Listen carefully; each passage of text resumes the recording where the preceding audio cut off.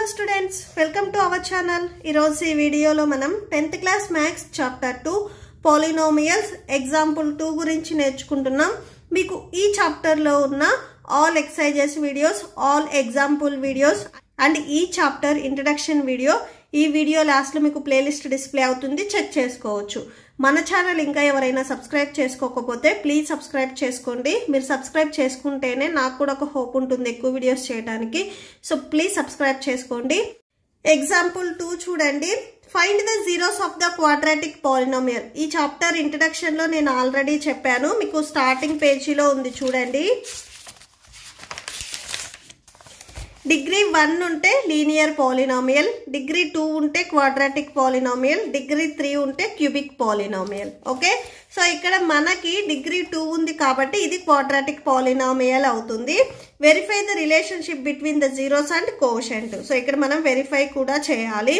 First ఇక్కడ మనకి ఏదైతే క్వాడ్రాటిక్ పాలినోమియల్ ఇచ్చారో దీని నుంచి మనము జీరోస్ అంటే ఇక్కడ ఈ పాలినోమియల్ లో ఏ వాల్యూస్ మనం సబ్స్టిట్యూట్ చేస్తే మనకి జీరోస్ వస్తాయి అనేది మనం ఫైండ్ అవుట్ చేస్తాం.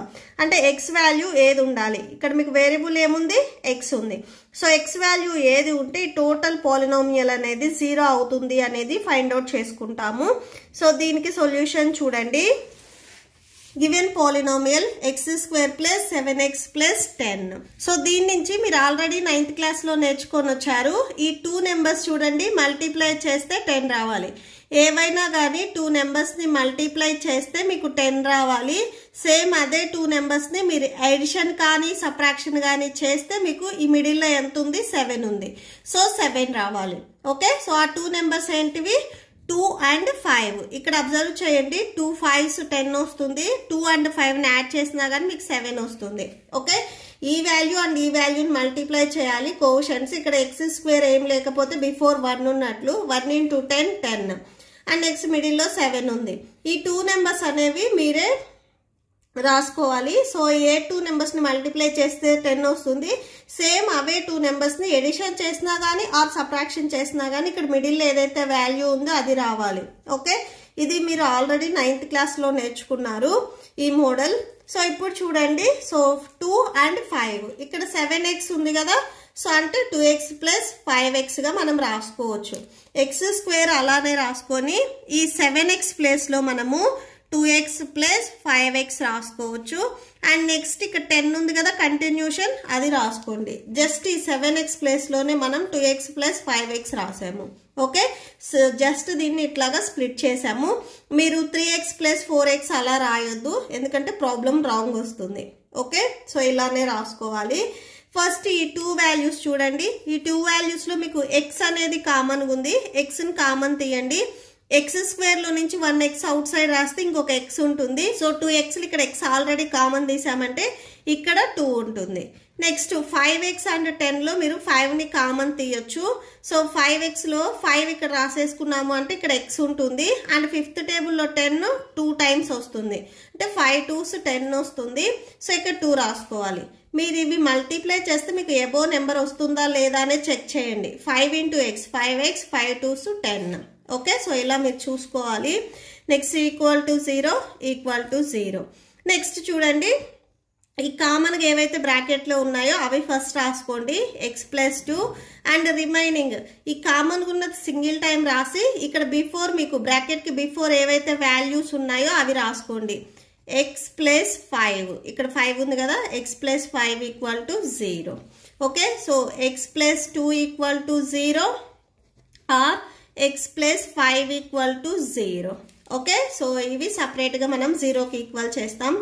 x = -2, x = -5 అంటే x వాల్యూ -2 ని సబ్స్టిట్యూట్ చేసినా గానీ ఈ పాలినోమియల్ లో 0 వస్తుంది. సేమ్ x వాల్యూ మీరు -5 ని ఈ పాలినోమియల్ లో సబ్స్టిట్యూట్ చేసినా కానీ 0 వస్తుంది. ఓకే, సో మనము ఇక్కడ వరకు x వాల్యూస్ ఫైండ్ అవుట్ చేసాము. నెక్స్ట్ సమ్ ఆఫ్ జీరోస్ చూస్తున్నాము and next product of zeros చూస్తాము.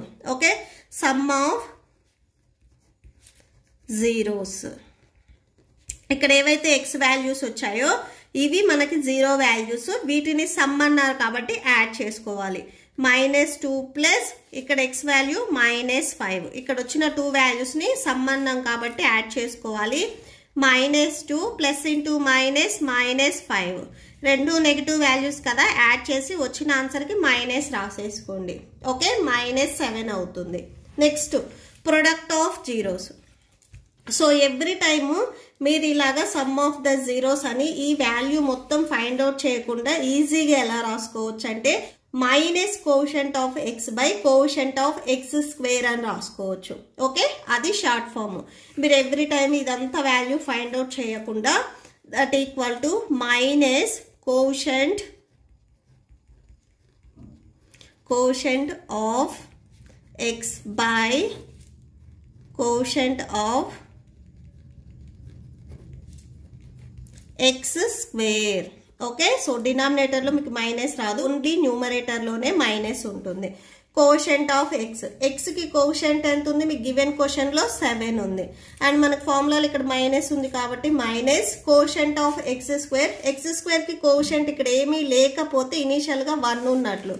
ఓకే, సో 1 అని రాసుకోవాలి. -7/1 అంటే -7 వస్తుంది. ఓకే, ఎవ్రీ టైం మీరు ఇలా ప్రాసెస్ మొత్తం చేయకుండా ఇలా ఈజీగా రాసుకోవచ్చు.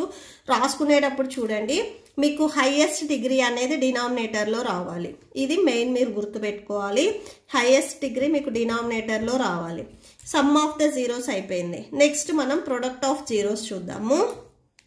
వాల్యూస్ ఇక్కడ మనకి ఏమొచ్చాయి -2 ప్రొడక్ట్ అన్నాం కాబట్టి మనం మల్టిప్లై చేసుకోవాలి -5. So that equal minus into minus plus 5 2s 10. So +10 వస్తుంది. అండ్ నెక్స్ట్ చూడండి దీనికి ఈ జీరోస్ కూడా సేమ్ మీరు ఇలా మల్టిప్లై చేయకుండా ఈజీగా ఎలా రాసుకోవచ్చు అంటే constant term by quotient of x square. మీకు కోషంట్ ఆఫ్ ఎక్స్ స్క్వేర్ అనేది కామన్గా ఉంటుంది, ఎడిషన్ చేసినా ఆర్ ప్రొడక్ట్ చేసినా కానీ quotient of x square. Constant term ఇక్కడ ఎంత 10.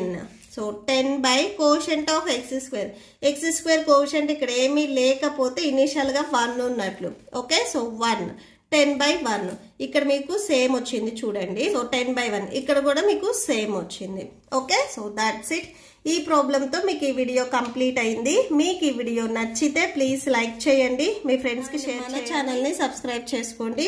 ఈ వీడియో లాస్ట్లో మీకు నెక్స్ట్ ఎగ్జాంపుల్ కంటిన్యూ అవుతుంది, చెక్ చేసుకోవచ్చు.